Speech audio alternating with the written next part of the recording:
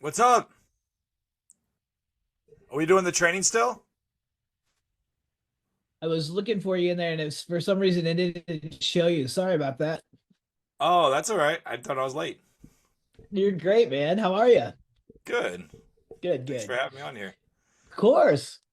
Our Yeah. little crew's coming in right now, so some great people joining us. Awesome. A lot of note takers and fathoms. Wow. Yeah, we're getting rid of some of these here. Actually, I was like, who are these people? Get out of here. They're all Get AI. out. Get out of here. Yeah, some of our people coming a little bit later too, so it's all good. But JR, good to see you, brother. You too. Does that say FBI on the hat? Yeah, I'm doing an event with Chris Voss from the FBI. So one of the things that we were planning today was his our in-person event. Okay. So yeah, it's always Cool. super fun to see to see how far he goes and like do you know who Chris Voss is? Have you seen him? I've heard his name, but I don't know who he is. Yeah, he is the lead FBI negotiator and he wrote a book called Never Split the Difference. Oh, So nice. really Yeah, cool guy. I live right by Quantico, so yeah, I'm surrounded around FBI and Marines and all the three-letter agencies. So this hat is from Quantico. So it's the very few places you can get the hat. So when I was Yeah. working with him, he was he was like, "Oh man, Sammy, that hat looks great on you. I think you earned that hat." And I put it on and he was like, "You can take that with you." And we're at his house. And his wife comes blasting in and she's like, "Did you give him that hat? That's my hat. Don't give him that So you were hat." here in Virginia in Quantico? No, he lives in Nevada. But he Oh, was gotcha. at Quant. You can only get this hat in Yeah, Quantico. yeah, that's where the academy is. Yep. That's the And academy so, hat. Yeah, yeah, totally. Well, I'm very awesome. familiar. Well, cool. We have our small mighty crew right now. A lot of times there's more people that will pop on and watch a few of the replays for those that are in there. Sweet. Um, but yeah, JR, I'm gonna just let you run with it, guys. I'm super excited. Stacy Joe, good to see you. Susan, Kimber A, good to see you Cool. guys today. Yeah, so we start these expert panels like once a month, and we're super excited to have you in here with us today, JR. And Stacey Joe, good to see you. It's been a minute since I've seen you guys, so you came in on a good one. But JR, I'm gonna give you the sharing options here on the channel and I'll let you run with it. Thank you so much for joining us. We've got Yeah. a lot of the folks just to kind of give you the bird's eye view on a lot of the folks that we work with. A lot of our folks here are in for AI immersions, and we've got podcasting clients. We've got people that are all scaling their marketing efforts, and a lot of the things that they've been doing with us is really figuring out how to take their current messaging, their current branding, and really explode that using technology, as well as using their podcast and turning that into a myriad of different content. So, right in the same Cool. wheelhouse as what you're doing. So, thank you so much for being here. Yeah, no, I appreciate it, and thank you so much for having me on here. And I can spin this in multiple different ways, but can I don't know the format that you usually do. Am I allowed to get engagement, ask questions, or you want me to just lead and teach? No, you can do with this team. I would say you engage and ask questions because these guys are voracious. They act like anything that you want to ask guys, you guys ask away. But I think a little bit more integrated is what we like to do too. Mhm. Cool. Well, I'll give you a quick background about me and why you guys should listen to me, and then I'll talk to you about the lesson I'm going to be going over today. But my name is J.R. Spear. I'm the founder and owner of Business Leaders Network. We're a paid membership community for small business owners, where our whole mission is to build a community of emotionally intelligent servant leaders. But my background is like I'm a combat veteran myself, and I was in Iraq in 2007. I survived a suicide bombing at a walking checkpoint on February 7th, 2007. So that changed the whole trajectory of my life and why I got out of the military at that time, and still suffer from other injuries that are on my right side of the body and stuff like that.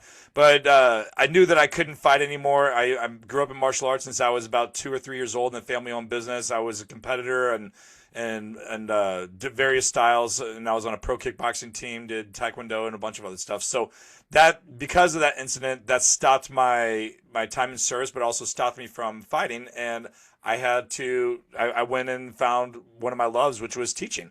And so I started teaching martial arts. And this all makes sense to you because this is what actually helped me build multiple different businesses with the methodology I'm going to teach you guys today. But when I started, when I got out of the military in 2007, I got back from Iraq May 31st, and then I got out July 10th, and then I started a martial arts school that September in St. Louis, Missouri. I live in Northern Virginia, outside of DC right now. But when I started the martial arts school, I was great at teaching. I trained Marines and sailors in martial arts. I trained even from high school and middle school when, even 10 years old is when first time I stood in front of a class to start teaching a room full of adults. But I knew nothing about business. And business was my biggest lack and bottleneck of growth and even how to grow and scale. So I joined a mastermind. And the mastermind I did that I was part of, they were exclusive for only martial arts school owners called Maya. And my coach at that time, Mike Metzger, he showed me some very specific things that changed everything about me and the way that I run my business. And that was how to leverage the power of micro one-day events to start and grow and scale businesses. And so this is what I'm going to teach you guys today and why you guys need to listen. And if you're not doing in-person events, you need to start doing them now, especially with how the world is going today. Yes, AI is working really well in online. You gotta leverage online, but you gotta leverage the in-person community and relationships amongst people to be able to start and grow. And my first event that I did, I was terrified. I was a bring a buddy, break a board at my martial arts school. I hated contracts, the idea of contracts for martial arts, because I grew up back in the day where it's like people pay cash and they just keep coming, and that's what you do. We're anti-contract and never would do it. But my coach showed me how to create offers, how to change my message, and how to leverage events. And so when he showed me how to create the offers and actually create a 12 and 36-month contract, that changed everything for me. Because I am no longer just selling month to month. And now I don't know where you guys are at in your offer wise for what you're doing. I'm sure Sammy's like kicking you guys' butt on all this stuff, Sammy and Ray. But you guys got to listen and knowing how to create your offers. And most of the time, we are all, even myself, we're undercharging our worth and what we can do. And that usually starts with your own belief. And that was my issue. I had a belief that I wasn't even worth what people were willing to pay. I was like, okay, pay me $50 a month and we're good to go. And then my coach was saying, okay, well, you need to bump your rates up to $125 a month for a minimum of 12 months up to 36 months. I was like, who in the world is going to buy a 36-month contract? Well, in martial arts, everyone. And I found that very few people buy a 12-month contract in the martial arts space, and a higher percentage of people want to chase that black belt because it's no longer just about showing up and getting a workout. It's about the character development of your children that come into the school. And so I had this Bring a Buddy, Break a Board day, and this is my very first event that I ever did. It was in the beginning of 2008, and I was terrified before people were coming in. Like, my heart was racing. I didn't know what I was going to do. I was like, okay, I'm going to just get up there and teach a class. I did really well on that, and then it came to the point where I had to go and pitch all the parents, and I was terrified. What if they say no? What if they laugh at me? What if they be like, hey, someone's doing something better? So I had this room full of parents that I took them to the back room that I had, and I sat them down and I started explaining to them about our Black Belt Club and our Master Club program and all these different things. And I'm not joking. I walked away with $270,000 in new contract sales from that one event. I was barely walking, like having $1,000 a month at this time. I wasn't married at the time. Now I'm married with 5 kids and been with my wife since 2004. But I could barely keep the lights on in where I was living. And luckily it was just me. And that changed everything for me. It was 100% close. Every parent that was back there bought for me. And that was when the light bulb changed for me. And so I went from doing no events to now doing 2 events every single month. And I believe that every single one of us as entrepreneurs needs to do that. Now, you can do a combination of virtual and in-person, but I'm going to tell you there's nothing that beats in-person events over virtual because you need to get people to believe in what you do, especially if you guys are in high-ticket sales. And so I ended up doing 2 events every single month. That was a Bring a Buddy, Break a Board day. I would always do a lead gen event every month, and I would always do a money generating event every single month. And I ended up selling the martial arts school after a few years, and I built a boot camp business. And less than 18 months, I expanded that boot camp business to 4 different cities. So I had the biggest boot camp in St. Louis, Illinois, North Carolina, and South Carolina. Had more than 50 locations and 30 instructors working for me. And then I did no advertising. I did no marketing. I didn't even have a social media or Instagram or nothing like that. The only thing I did was leverage one-day events. And because it was a secret formula that I've learned from my coach that showed me how to leverage referrals to bring people in to how to close in that room. And so you could duplicate the same thing. I don't care what business you're in. So I did the boot camp business for just about a decade until we moved to Northern Virginia, and I was like, okay, I don't want to do fitness anymore, but I want to coach other coaches and how to do it. So I used to only coach. I got into consulting in 2016, and I probably helped more than 1,000 entrepreneurs start, grow, and scale their businesses since then. But the big piece in the beginning was all just fitness coaches and personal trainers, because that was a no-brainer for me. I grew up doing it since I was, took my first breath. My mom owned a martial arts school. She was teaching Taibo, if you guys remember back in the day. So Taibo with Billy Blanks, and we were teaching that. And I was teaching that. So, dude, that was fun. And that was, and then I started teaching cage fitness and then the boot camps. And so I stuck to just fitness and martial arts and nutritionists and wellness for many years, building their online funnels, teaching them about events, teaching them how to close, build their offers, everything. And then I expanded to different industries. But on top of that, I did the one-day events and fitness and martial arts. I used to own a publication franchise. I've done it in consulting. I helped people do it, from dog walking businesses to dog trainers to junk removal businesses. It doesn't matter what industry you're in. Attorneys, it doesn't matter what industry you're in. This model works for you. So before I kind of go into different types of events, how many of you guys are doing events right now? If you guys want to drop a 1 in the chat, type a 2 if you're not doing any events, in-person events. So 1 if you are doing events, 2 if you're not.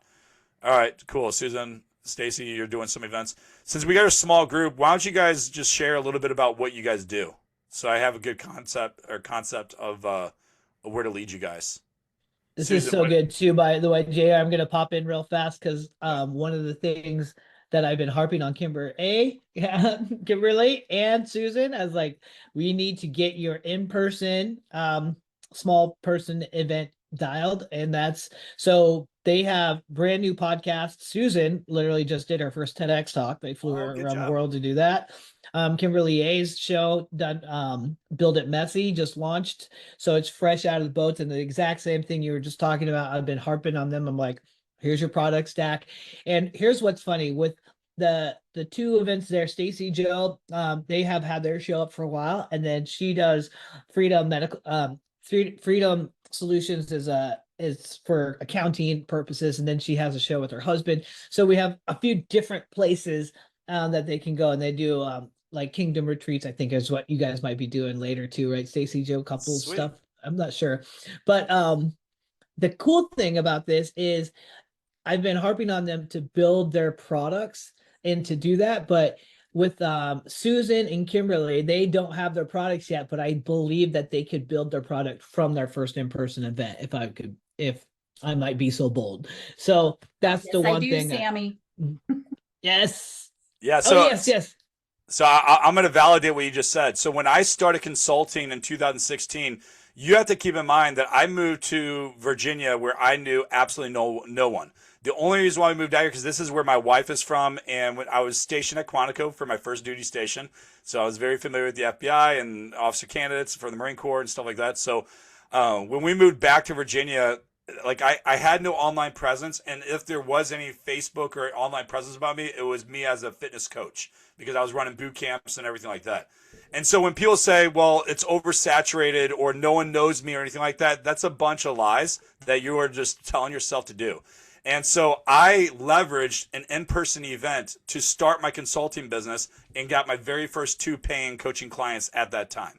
And so I'm a firm believer that you can do a small person event, a one-day event, to be able to do it. And so what I did was I'll go through the different types of events, and hopefully that'll inspire you, and we have time for questions at the end. But what I did was, I went to Google University, if you guys never heard of that. So I went to Google University, and I made a list of more than 100 people. If you don't know what Google University is, just Google, Susan. So I just went to Google and LinkedIn, and I just did a search for personal trainers in this zip code, and that was within a certain area. And I went to a website called Peerspace. So you guys want to write that down. It's one of the best websites. It's kind of like Airbnb for workshop spaces or whatever like that. Find some really cool things. So peerspace.com. You can find things for $25 an hour up to $1,000 an hour, but really cool spaces that you can do. I use Peerspace all over the country. So peerspace.com is where I go. So I found a small workshop room, like a boardroom, and it could fit about 10 people sitting. And so I was like, okay, I'm not going to sit, I'm going to stand because I'm going to teach all the time. I was like, I got 10 seats. I had 2 weeks. I made that list of 100 people. Of all personal trainers, then I only put people on that list that had their phone number. And so if I can find their phone number, I put it on my list. I wasn't going to email anyone. And I called everyone on that list for 2 weeks. I sold these seats, all 10 seats, for $97. I rented that space for only, how much did it cost me? It cost me $200 to rent that space for 2 hours. So it was 2 hours for $200. And I sold the tickets for $97 a piece for them to come. And my presentation sucked, by the way. So don't worry about what you guys teach on. I look back and I'm like, man, I was all over the place. But they believed me, and it was good content. It was just disorganized. And I look back and I'm like, I am so much better. I mean, that's 10 years ago. So, but I did that, and then I gave a close at the end, and I got 2 people to buy. And everyone came from a cold list. No one was hot. No one was warm. They didn't even know me from Adam. They didn't even know why they should even be listening to me. They just trusted because I sold them on the phone. It's like, you need to be in this room, and got them in the room. And then I ended up getting those 2 clients. That boosted my confidence up. It started my offers, and then it was able to help me grow from there. So when it comes to events, I'm going to go through 6 different types of events that you guys need to do, but I want you guys to grasp this concept too, that you need to understand what is the goal of the event. Most people, anyone could get people in a room and throw an event, do a barbecue, whatever, and start talking to people. But you got to control the environment of what you're doing, and you got to think about what the goal is. There's 3 different goals that I tell everyone. Is it a money generator, a lead generator, or a retention community event type thing, where you're going to increase retention for your community? So is it to generate leads? Is it to close more sales? Or is it to increase your retention? That's going to determine the type of event that you guys do. But I highly encourage you to make sure that you guys are doing at least 2 events every single month, even if it's 1 virtual or 1 in person. I am doing events all over the country, even in my backyard. I mean, last week I did an event for a retention generator with just a couple members in my community that are local to me. We sat for like 2 hours drinking coffee and talking. That's it. That's an event. But that increased the retention. I know if I can get them hanging out with me, they are going to stay longer. And they're paying members in my community. They travel to come to all of my events, and yet the retention is just going to increase from there because their belief and their trust and the relationship just grows from there. So one type of event that you guys could do, well, first off, make sure you guys understand those 3 different goals. One event that you guys could do is just a simple networking event. But when you guys do a networking event, you got to understand what is the purpose of that event. And it's for you guys to generate leads. But you got to have a process and a qualifier to know who is going to be inside that room. It's not just about bringing people to the room and just passing out business cards and things like that. Control the environment. And I can go through the step-by-step process of what that event looks like. But when you go to a networking event that I do, it always starts out with time for connection. Then I do a round robin where I give people an opportunity to be able to share who they are. Then I do something called a 15-minute connect, which is almost like speed dating on getting to know people. And then we do a time of just like I do a prize giveaway, and then I do an offer giveaway, and then we do more connection at the end. But you have to control the environment whenever you host an event. Your environment is everything. And here's a little secret. You want to make sure there's less doors and ways for people to get out of the room, because you want to keep people in that room. Most of the time, people that leave the room quick and then they miss the opportunity. But the format and what you do in that room is going to dictate whether people buy from you at the end. And I teach something called your core method. If we have time, I'll try to go through that with you guys as well. But understand that a networking event is there to generate leads. I do use networking events as a retention generator as well, to increase retention, where I invite other members just to network with each other. And sometimes I'll have a speaker that comes and talks with that too. But networking event is just for you to generate leads, and you want to try to automate as much as you can with that. Another type of event that you could do is a summit. So keep in mind, the summit does not have to be a big production. Here's a misconception people feel like they have to have with events. They got to have the best space, the best food, the best room, the best all these things, and they get paralyzed from doing an event because they're always looking for the best. You can literally do an event in a park or a free coffee house or at a brewery, or you can do it at a library. You can do it at your house. You can do it at an Airbnb. You can do it anywhere. You don't have to have this big production, because the space does not matter. of like how successful your event's going to be. It's the people in the room that really matter. And when you control of who's going to be in the room and you make sure that you vet people, then it's going to set you apart from every other person that does an event. But a summit, normally it consists of other speakers that comes to your event. Depending how long my event is, normally for me, I do summits because I work with small business owners. I always do my events on Fridays. So one day event, I do it from like 11 to 3 for a summit. And normally I would have like speakers have roughly about 10 to 15 minutes tops. I don't usually let them go 15 minutes. Susan, you're a TEDx speaker, so I'm sure you can understand this. Most people can't even speak well past like 7 or 8 minutes anyways. So once they get past 7 to 8 minutes, then they start rambling and just repeating what they just already said. So they don't need that much time. But if you guys can give them roughly about 10 to 15 minutes for you have that time slot, you're emceeing, you get them on so you don't need a lot of equipment. You don't need an MC. You don't need a big production. You just get up and introduce, make it conversational, get the people involved that are in that room and engage with them. But be able to do that. So when I'm doing a summit, it usually always starts out with check-in and time for connection. So that's about 30 minutes. I normally provide lunch. I usually sell a summit for roughly about $97 to about $497, depending on the space that I have and the type of food that I'm providing. So $97 to $497 is normally what I would charge. And keep in mind, this is only from 11 to 3. Your price is going to dictate whether people buy as well. Like if you're going to sell a high ticket or a low ticket, your price is going to determine the type of people you get in the room, but also are they ready to go to that next step? So we want to think about like what is that cost that people are going to spend when they come to that room. So I usually do that. Then I introduce the speakers. Actually, I do the round robin, then I do 15-minute connect, and then I do lunch. And after lunch, then I bring out the speakers. So I make sure that the room is warm before other people start speaking. So that way when Susan gets up and presents her TEDx talk, then I already know who she is, and I'm more excited about learning about her talk because I already got the chance to get to know her. And so that's really important that you don't just dive into speakers, but you have that time of connection. If you want to make it a day and a half, because let's just say you're traveling. Like I'm doing an event in Denver this August, and it's a day and a half. So it's one full day on a Friday on the 7th. But on the 6th, we start at 5 p.m., so like 5 to 7 on the 6th. And the reason why I'm doing that night before, even though it's considered a one-day event, is because I want people to get to know each other and to break the ice before we show up the day of the event. And that way we don't have any people like at a prom sitting on the bench not talking to anyone. Everyone already knows each other. And I have exercises that we do and stuff for that type of event as well. So you got the summit. The next type of event that you could do is a VIP day.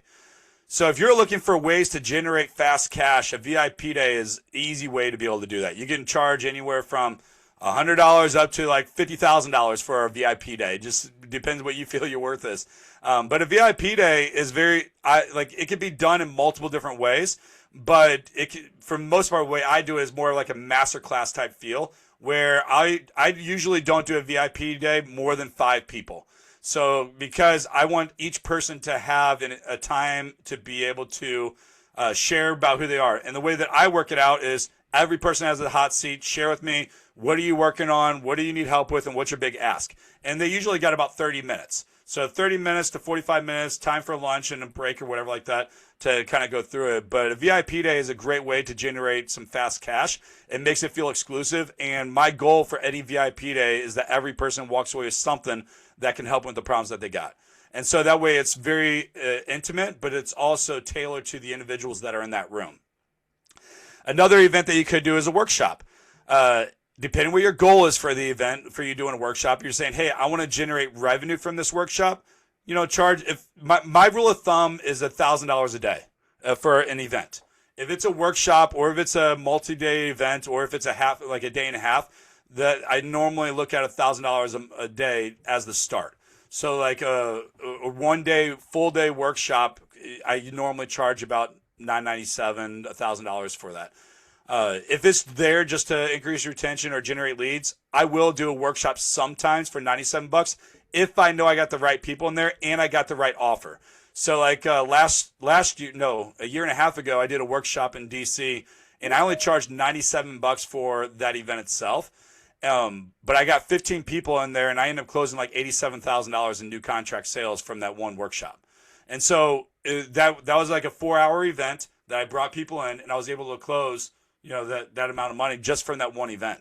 And so if you got the right people in there, you don't need to charge $1,000. But if you know it's like, hey, I don't know if these people are going to buy or not, then get the right people in the room, sell $1,000, and then work on upselling. That way you make a profit even from the room.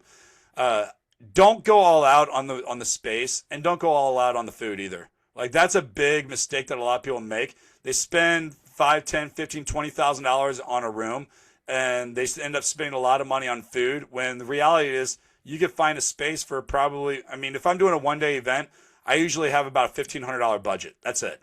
So $1,500 budget, but I'm making that money from one of three ways, and this is something you're going to want to remember. You make money from every event from ticket sales, sponsorships, and upsells. Ticket sales, sponsorships, and upsells. You can usually pay for the cost of the event from all sponsorships. One sponsor can cover the whole cost of the event. Now, what you could do is create different sponsorship packages on what they get and have different tiers and things like that. Like, not everyone gets an opportunity to speak, or some people do. Most of my sponsorships usually start at $500 all the way up to $5,000 or $10,000, depending on what it is. And I know some clients that sell sponsorships way more than that. So for one day, it all depends how many people in the room, what they get, and all the different factors in there. But those are three ways that people make money from every single event. So a workshop, typically $1,000 a day, but depending on what your goal is. Another type of event that we do is, I want to go back to VIP day as well. Here's a good thing something I did with a client recently. He lives in Montana, and he was going to someone else's event in Orlando, and this was back in January or February. And we were talking about how he can make money from attending someone else's event. And so we figured out, like, what his travel itinerary looked like. I was like, can you host a little VIP experience? And one VIP experience you could do, and you could do this with any time you travel, whether it's a personal travel or business travel, take a little bit of time and create a VIP experience, and then you can make money that pays for your entire trip. And what he did was, we did a VIP dinner. So he found a steakhouse, didn't rent a room, just found a nice, like a high-end steakhouse that he could fit like 6 to 10 people at, and he charged $250 a ticket for each person. So he made money from there itself that covered the cost of the food. Each person was less than $50 or $60 a head, so he profited the rest of it from each person from the ticket sales itself. But then he closed a $15,000 sale ticket from that night as well. So it was like he had the event on a Friday. It was like a Thursday or Friday. By that Monday, someone paid in full $15,000. Well, his whole trip only cost him like $1,000 to go to the event, plus his travel and stuff for airplane and things. So he definitely made out pretty well. He made back all of his travel tickets from just the ticket sales of going to the VIP experience. And so doing a VIP dinner is a way that you can use to leverage any travel that you guys do. So if you guys are going to visit Sammy in Cabo and hanging out with Sammy and Ray and their little boy, and you're going out to the beach and stuff like that, how can you guys get that paid for? Well, create a VIP experience in Cabo and just tack on another day, or do it one night, or lunch, or breakfast. It doesn't have to be one specific time. Get a handful of people that are willing to invest to pay for it, to spend time with you. Here's the thing that people forget. People pay more for more access. Mm-hmm. There's value in spending time with you, even if it's just you. Like, I know Sammy very well, and I'm like, shoot, I would love and die to get one hour alone with him. Just me and him alone. The fact that you guys are doing that is super valuable, guys.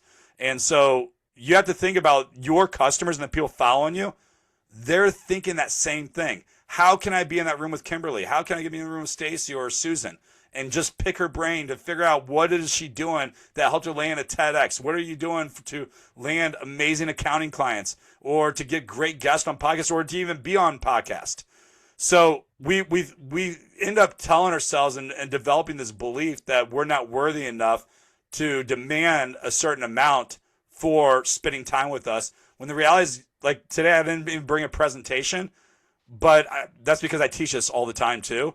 But it doesn't matter the presentation or the gadgets or what you're giving. People just want to hear from you. They just want to know, like, what are you doing that's working? And that's more valuable than anything else. No one cares about a pen or the best meal or steak. Honestly, the things that they remember is what you taught them, not what they ate at your event or what that room looked like. What they remember is the people that they talk to. I can talk to any one of my clients that's been to any one of my events, and they'll never remember like the setting of the place or what I gave them or anything like that. But they do remember the connections that they made. And most of the time, it's that time that they spent with you. So always keep that in mind. So VIP for there. So talk about workshop. Another type of event that I absolutely love and you guys can adopt super easy is what I call your experience event. An experience event, take an old sales guy's methodology of taking prospects or the clients out golfing. That's an experience event. And here's the theory behind it. What can I do to invite my perfect client into a room that can curate the right conversations? No sales, no anything, but just to have real conversations. You can do wineries, you can do axe throwing, you can go surfing, you can go to on a walk in a park. Guys, I've done so many bike rides where I was like, hey, let's go for a run. Like if you guys are runners, that is a perfect way, like exercising together. Guys, that is a perfect way. Even if you don't like hardcore exercising, just going for a hike, best conversations happen when I'm out there. And then a few years ago, I got like 15 to 20 men together. I live in Virginia, and we went out to California, and we rehabbed a house that this organization bought to help those that suffered from sex trafficking. And we had the best conversations at that event, and all we were doing is giving back. But we're cutting down trees, painting out walls, ripping up floors, mudding, taping, everything you can imagine for this house. But that was an experience event that we were doing to give back that formulated amazing relationships. Even today, I'm still great friends with them, met almost all of them. And it led to other things from there. And so an experience event could be anything. So if you think about what are the things that you enjoy doing, that your perfect clients enjoy doing, that you could bring people together, do it. If it's camping, if it's hiking, if it's running, if it's, getting kids together for a mom date, whatever, it doesn't really matter. Find a way to get people together, and that is some of the most powerful ways to create an event, an experience. Last November, I got like 75 people for a bonfire in my neighborhood. But I invited outside business owners in my area to show up for there, and they brought like probably 20 kids, and it was a potluck. It cost me nothing but the firewood and to bring my own pit that I have in my house over there, because everyone brought food. So I provided a little bit of food, and there was more food to fill an entire army. And so you don't have to think crazy. I rented the HOA, which was free for me because I lived in my neighborhood. So, but it didn't cost me anything for the room. All I had to do was clean up the floors and make sure the place is left the way I did it. But I didn't have to rent a crazy place and didn't put much thought into it. Hey, let's get people together for a barbecue. There you go. There's a good event for you guys. You have to think outside the box when it comes to lead gen for business, because a lot of times people really, they immediately gravitate towards corporate feel and setting because it's business professionals. But the reality is they're just people. And people have activities and fun and things that they enjoy. And the more you can get them out of the corporate feel and get them to relax to where you're at. And I don't provide alcohol at any of my events either. All we do is get them in a place where they can enjoy and relax. I'm a worship leader. I'm a strong Christian. So I usually have a guitar with me almost everywhere I go. So it's like, okay, people ask me to play music, I'll do it. So it's just, same thing with Sammy. Sammy plays, him and Ray does worship and DJing and everything else. So what can you do that that you're passionate about, but so is your audience? And here's something that I always make sure that people understand. Your community and your clients should be people that you enjoy hanging out with. Don't try to sell people just because you can get an extra dollar, because then you're going to be miserable and hate working with that person. But you want to work with people. Yeah, you can, but find people like Sammy loves surfing. He loves being on the water, and Ray loves skydiving and doing all these other crazy adventures. They probably want to hang out with people that want to do the same thing, that are adventurous, that want to be outside and want to do things. But if they just went, like for me, I don't resonate with people that just want to sit behind a computer. I have a friend that lives in my neighborhood, and about 8 years ago, I went over to his house and we were hanging out. I thought we were just going to have coffee, and he wanted to play Fortnite the whole time. I'm literally sitting on the couch. 5 minutes later, I'm like, dude, I got to go. Like, this ain't for me. Like, I can't, like, you're talking to people over there, and this ain't a good time for me. And so I never went back. But so there's that type of event as well. But those are the 6 different types of events. You have the workshop, you have a summit, You have the VIP day, a networking event, experience event, and did I miss one? I feel like I said everything. Summits. Did I say Summits. summits? So those are the 6 different types of events. Now I'm gonna go through my core method really quick. I'm just gonna vomit at you guys. So if you write down your paper, just put CORE. This is going to be your framework for every event that you guys ever do. I don't care if it's virtual or if it's in person. But the C stands for capture. What are you going to do to capture the attention of people to give up their daytime money and energy to want to show up? Here's a big clue to know that you do not have a good capture. Remind me when it gets closer to the time, and I'll see if my schedule is free. That's a good tell that your event is not a strong enough hook or value to the individual that you're talking to. Because when I'm talking about the capture, it needs to be like, dude, I need to be there. Like I found out about Cabo probably only 2 or 3 weeks before that event, Sammy, and I was like, oh, it's available. Sure, I'll give it my time. I'll go. Because I knew the people that were going to be in that room, that I was going to hang out with Sammy. I was going to hang out with a bunch of other people. And it was a great time to be able to go there and do it. But I gave up my everything. I blocked on my schedule. Keep in mind, I got 5 kids and they're all under 10. So my wife wasn't too happy, but I was like, hey, this would be super valuable for me to build these connections and relationships and things like that. And I'm going to Cabo all the way across the country to go be in this room. And it was so worth it. But here's the deal. If your capture isn't strong enough and you're having too many people saying, remind me when it's late, when it gets closer, and I'll see if I'm available, then you know that you got to fix your message. That's a good tell that you have to fix your message. And you have to pivot fast. Don't wait and talk to more people. Pivot it. If you're getting 2, 3, or 4 people telling you the same thing, then your message is not strong enough. So fix it. The O in the core method is own. How are you going to own that room and keep people in the seats? How are you going to own the room to keep people in the seats? A couple key things that you could do. One is food. Like I never host an event unless I have something for people to eat. Because one reason why people leave events is because they're hungry. They're hungry, they're tired, they're lonely, and they're like, okay, I got to leave. You ever hear the acronym HALT? You guys ever hear that? HALT? Yeah. Yeah. Hungry, angry, lonely, or tired. Yep. You never speak to anyone if you're one of those 4 things. So you got to halt, stop, and think. And so I think that same thing for my event. How can I make sure that people aren't hungry, angry, lonely, or tired? I want a good environment that they're excited. I want to keep people engaged. So food is a big way to keep people staying engaged. Also, activities is a good way to keep people engaged.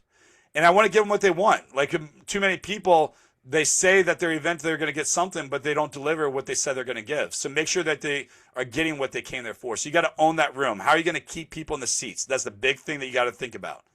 The R in the core method is resonate. This is the emotion.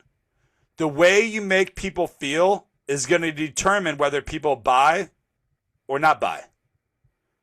So you have to really consider how you make people feel in that room. That's the resonate. How are you resonating with them? Are they excited? Or they're like, okay, that was good. Or, I'm ready to go. You see people antsy. They're tapping their finger. They're not taking notes. They're just kind of, bouncing the leg up and down. They're stepping out of the room multiple times. They're playing on their phone. But you got to think about how can I capture them to be able to get them to listen? What is that emotion that they feel? Like, are you guys right now thinking like, man, when am I going to get my next event? Right? You guys thinking that? Or you're like, I'll consider it. You need to do an event. I'm telling you guys, it'll change your life. And then you need to do one. You need to do at least 2 every month. And the E is going to be expand. You got to expand your offer. So you got to. What are you guys doing for your offer at the end? Here's a big mistake people make at every event. They don't present an offer. You know why they don't present an offer? I'll tell you the biggest excuse I hear a lot of people say. They're scared. No, no? No, that's not even it. What Why else? do you guys think? They don't have one. No, that's not it either. Okay. I mean, they're both valid. They're like those are right things, but that's not the biggest one that I hear. They didn't want to change the environment of the room. And people were just talking. I just feel like I didn't want to.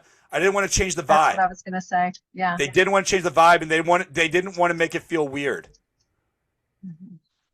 So people were talking, they were hanging out, they're doing everything, and then so they didn't want to break the vibe. That has been the number one thing of why I people, because after I talked to one of my clients saying, hey, so how was your event? I'm like, did you give an offer? How much money did you sell? And they're like, oh, I didn't give an offer, but I'm going to follow up with people. I said, why didn't you give an offer? I just didn't want to break the vibe. That has been the number one thing of why people don't give an offer. But here's the truth. People like being sold to, especially when they're in that room. And we have to believe that, because they're in that room for a reason, right? Mhm. So you already changed their belief that they want what you have to offer, because they already gave up their daytime, money, and energy to be in that room. Mhm. And so they're waiting for that pitch. And people actually leave more upset, angry when you're not presenting something. So you have to go into an event and in that room knowing that every person already wants what you have to offer. Don't convince yourself that you have to convince people in that room. They're already convinced. They already believe that you have what you have to offer. But when we are the host of an event, we start gaining this belief in our head that we have to convince them that they need what we want to offer. But they already want it because they're already in that room. Right. You just have to take them through that journey of how to get there and solidify that belief. Because maybe they're just like, yeah, I'm not sure. Like, what is it? What is it you're offering? Can it help me? Does it provide a solution? So those are the big things I have for you guys. I mean, of course, every element in every event is a breakdown and methodology and process for it. But this should give you guys a good stepping stone on like which event you want to start with, the framework of how to actually start an event, and things to consider. And for expanding your offer, I would really consider thinking about like what is the offer that matches the room that I'm going to have in. Most of the time when I go to an event, I don't even know what offer I'm going to be presenting until I see the people that are there. And so I'm always thinking about like, okay, is this going to be a low ticket or a high ticket? Is this going to be a $100 offer? Is this going to be a $2,500, $1,000, $10,000, $25,000, whatever it is? I normally don't know until I see the people in the room and how they're engaging, and I get their vibe, and then I start knowing by my engagement from the audience. And so I don't suggest you guys to do that, but because that's taken me a long time to get to that point to be able to do it and knowing what to do. But I would challenge you guys to making sure that you have at least 3 good offers, a low, middle, and a high, that you keep in the back of your belt. So when you go to an event, you have something for everyone based off where they're at. Here's another key thing about every event you want to do. You always want to leave time at the end, at least an hour, for you to follow up and talk to people. So you presented the offer, you have prize giveaway and all these different things, but you want time at the event to talk to people, because most of the time when you're presenting, people are like sitting there like they're at a diner and trying to decide what they're going to eat. Like they don't know if they want what it is because they're still trying to digest what you just told them. Mm-hmm. So you need that time to go to them and say, hey, Kimberly, so what do you think? Did you have any questions about what we have to offer today? All right, cool. And then I'm going to leave you guys with this last thing is urgency. This is the best advice that was ever given to me early on in entrepreneurship. There's 2 ways to build urgency to get people to buy now. It's time or quantity. And what that means is this offer is only good until this time, or this offer is only good for the next 2-3 people. So last year I hosted an event here in DC. It was a different one. It was in February. And I was testing it out. I gave an offer during lunchtime. We had about 100 people in the room. And I said, hey, anyone that upgrades to the VIP or upgrades to our middle tier. So it was like, for BLN, it was $500 a month for like 12 months or whatever like that. So it was nothing too crazy. Anyone that upgrades, the next 3 people before we come back from lunch will get a free VIP experience with me. And I did for 5 people. Less than 15 minutes, I had those 5 people buy that offer. Now we have more at the end of the day, but I built urgency. The next 5 people buy lunch will get this VIP experience with me one-on-one that I'm gonna help you guys create this battle plan for you and your business. And so I built that urgency. So when you guys are thinking about presenting an offer, you got to think about like what is the urgency to get people to buy now? It's either going to be time or quantity. Are they going to buy before once those doors close at the event, the offer's no good? Or for the next so many people. And then think about incentives. Like, what can you do to incentivize them to take action right now? And it doesn't have to be crazy. Like for me, it was just a VIP experience. I love talking to people, doing one-on-ones, whatever it may be. And so that's what I gave it that day. But what is this something you can offer and give them that can be incentivize them to want to take action now? Cool, guys. That's what I got for you today. Did you guys have any questions on anything? That was awesome. So good, JR. Yeah. Hey, Yeah, I got a nice. question.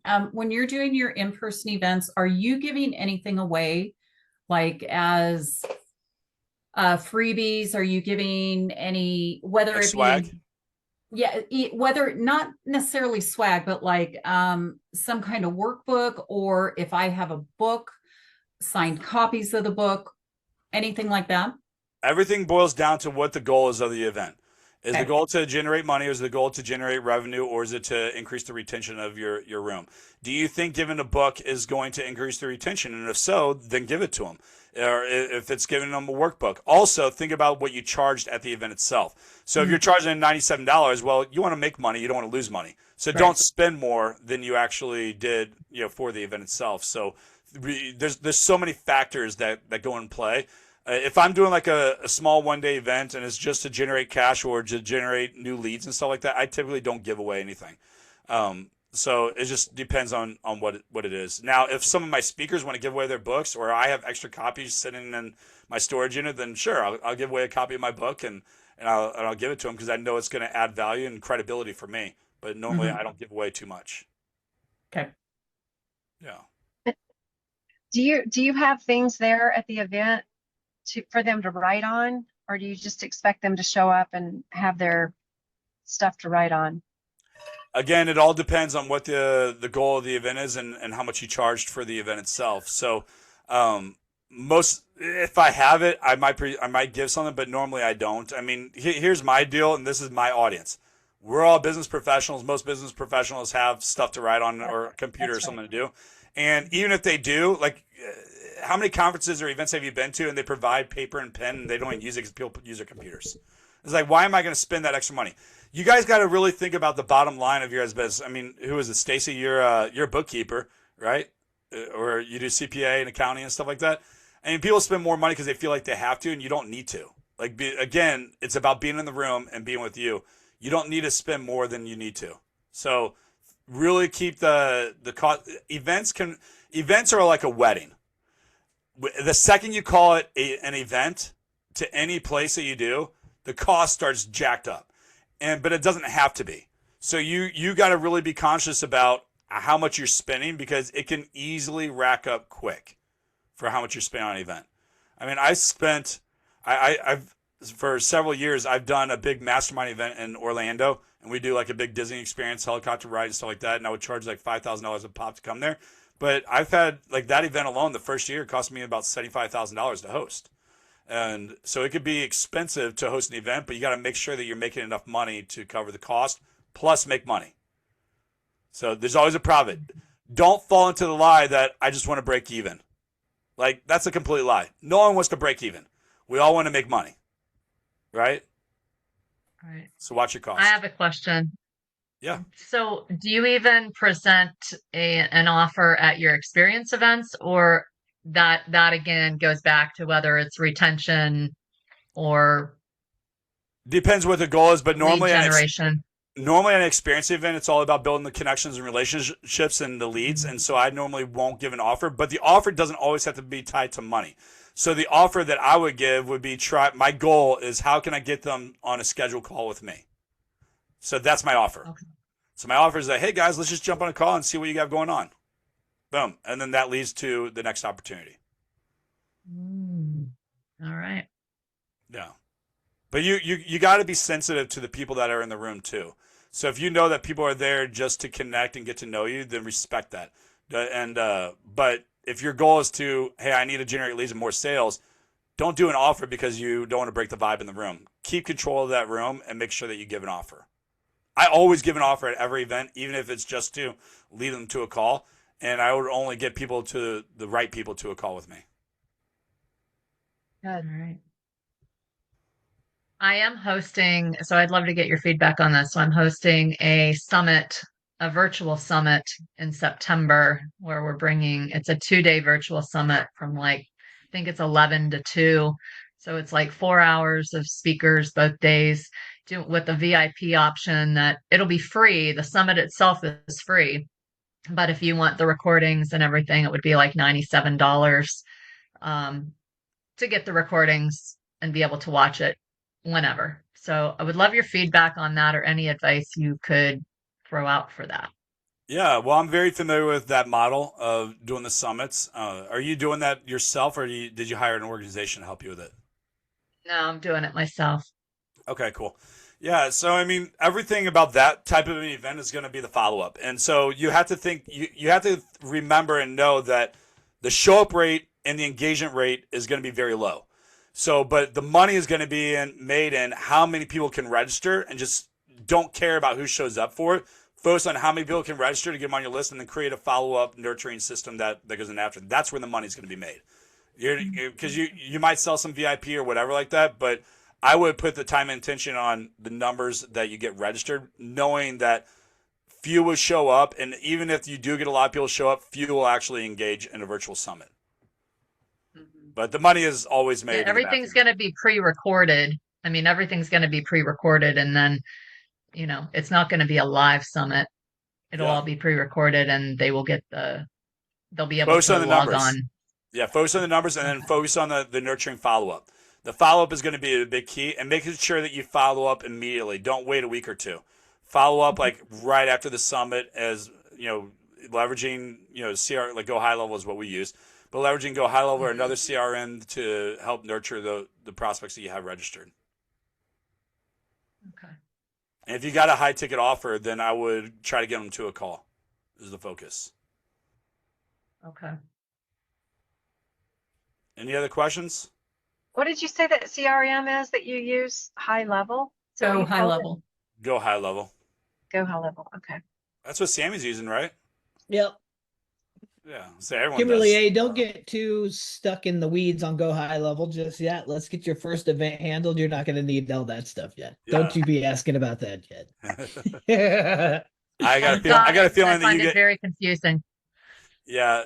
Here's the thing about any event that you guys do too, is you want to make sure you have a clear way for people to register, and in a way that they have the information of where to go and how to go. No different than hosting a family barbecue. You got to have a way to invite people, to get people to register, to deliver the products that they're coming for, and then lead them to the next steps. So keep it simple. You don't need a lot of stuff. I have a friend of mine who does online personal training. He was a client for years back in the day, and he works with very high profile people. So like he even personal trains the wife of the owner of the Redskins and a bunch of other people in like New York.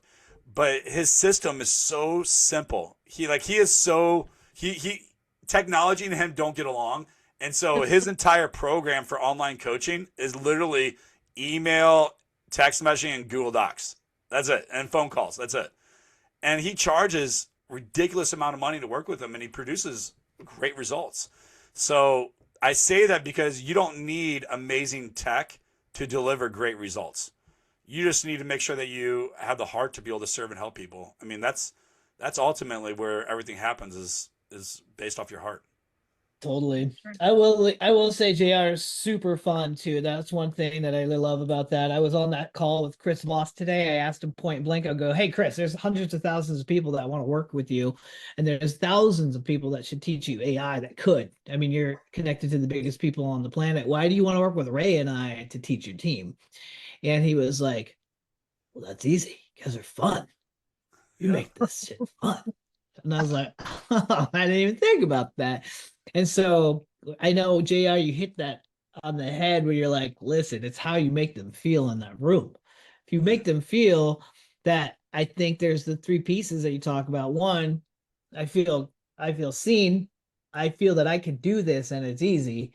And if they leave the room feeling inspired, like, do you guys feel inspired right now? Like, I did not think about doing a small event, but now I'm like, oh my God, you guys do this.